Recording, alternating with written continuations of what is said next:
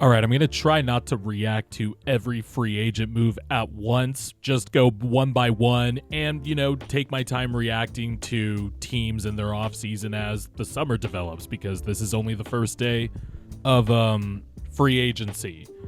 Also, some housekeeping notes. Obviously, the NBA season ended 2 Sundays ago now, and timeline kind of moved really fast because Game 7 ended. Still trying to process the Halliburton injury after that, but then we go straight into the draft. Also wanted to take a little bit of a breather, but I will be reacting to the signings, but also want to do like a little retrospective on the season OKC had, also do one on the Pacers, a few other teams. Just not going to, have a 20-minute video on free agent stuff. But I do want to dedicate 5 minutes to talk about the Denver Nuggets, the 2023 NBA champions. The core four is officially, somewhat broken up. Michael Porter Jr. going to the Brooklyn Nets, along with a 2032 unprotected pick. And the Nets are sending back Cam Johnson. And then right after, probably about 15 minutes after, Shams reported that Bruce Brown, who was a part of that 2023 Denver Nugget championship team, the super guard off the bench during that run, is making his return to Denver on a 1-year deal. Now, how funny would it be if the same thing happened and Bruce Brown left after a 1-year deal? But I don't know, something tells me he might be in for maybe a longer extension next offseason, but we'll see. Either way, just right off the bat, I love these two moves for the Nuggets. I think it puts them right back on the cusp of contention, maybe 1 or 2 players away, and then they actually upgrade it in a few ways, replenish some talent in the rotation, adding Bruce Brown, somebody who knows the infrastructure and was a key player during their 2023 title run. I think that's going to be crucial. I think Cam Johnson at this point is probably a better upgrade than Michael Porter Jr. Michael Porter Jr. was very important for the Nuggets, part of that core four. Also gutted it out through a shoulder injury that was clearly bothering him these past playoffs. But at this point, Cam Johnson is, to me, a better cutter, somebody that I trust more off the dribble when attacking a closeout and, get to the rim and finish. And he's just one of those players that's really smart, knows how to move off ball, and that's just going to be a cheat code next to Jokic. You still don't really give up too much size. Cam Johnson 6'9". Aaron Gordon was their second best player in the playoffs, so you obviously keep him. You don't have to give up Mr. Nugget. Jamal Murray is still there on his extension, and hopefully he'll come into the season in shape for once. But I do like that the Nuggets have finally replenished, somewhat at least, the talent, because they were kind of bleeding out there for a few years, letting KCP go, letting Bruce Brown go. But in return, you got to see the development of Christian Braun, who is now an absolute stone-cold lock at the other starting guard spot next to Murray.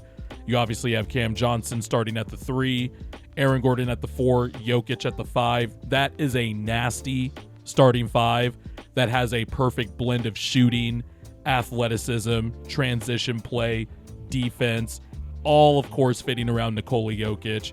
Bruce Brown can presumably resume his role off the bench as a supercharged 6-man playing off of Jokic, playing in different lineups. I think the Cam Johnson signing will also help the Nuggets in terms of attempting more three-pointers, the types of threes they're getting, and hopefully over the next season or two, you got to hope one of Peyton Watson, Julian Strawther, or Jalen Pickett sort of round out, the 7th guy on the team. Hope that maybe Zeke Naji gets you something. We've been hoping for that for a few years in that contract, even though he showed some flashes more than usual last year. Still don't like that contract. But the Nuggets, I think, still have a move or two to make, and they are right back there. I think their top 6 is now pretty solidified, and it's a top 6 that I would absolutely trust in, the the foxhole of going through a playoff run. And you just got to hope one of these younger guys from the old regime now, Calvin Booth, makes a pop. Whether it's Pickett, Strother, or Watson. But it's interesting how these moves played out, especially after just last week, the owner, he didn't float, obviously, wanting to trade Nikola Jokic. He was just merely saying, with the state of how the team's salary structure is and with how the roster is built, one critical injury could lead them to making a move they don't want to make. And so they got out ahead of that. They ended up making the moves. Cam Johnson is going to be making less money as the next 2 years go on, considerably less money than Michael Porter Jr., and that'll obviously help them out with the second apron stuff, navigating the second apron era. But just basketball-wise, I like the starting five a lot. They needed something new, something fresh. Michael Porter Jr.'s time probably ran out in Denver. Now all they got to do is find a backup big, which I just saw a tweet from Mike Scotto of Hoops Hype that Al Horford has a list of contenders on his list, including the Warriors and the Nuggets. If the Nuggets somehow got Al Horford, even at age 40, or however old he is, I think he's 39, whatever, that would just be extremely good for the Nuggets. All of a sudden now, after kind of wondering what this team was going to look like, they fired Calvin Booth and Mike Malone 9 days before the playoffs started, and then still took OKC to 7 games. Now, I'm not going to be like Bill Simmons and all these other Jokic just sycophants that are somehow giving Jokic credit for taking OKC to 7 games. Never seen an all-time great get credit for pushing a team to 7 games like Jokic has. There is a point in that, though, in that they have the best player in the world. They took the eventual NBA champs to 7 games, although I will be doing a video on the Thunder later. This is the worst the Thunder are ever going to get. But still, you have the best player in the world. You took him to 7 with a hobbled Jamal Murray, a hobbled Aaron Gordon, and a Michael Porter Jr. that was basically defective shooting-wise because of his shoulder. Of course you have that confidence, and you make these moves.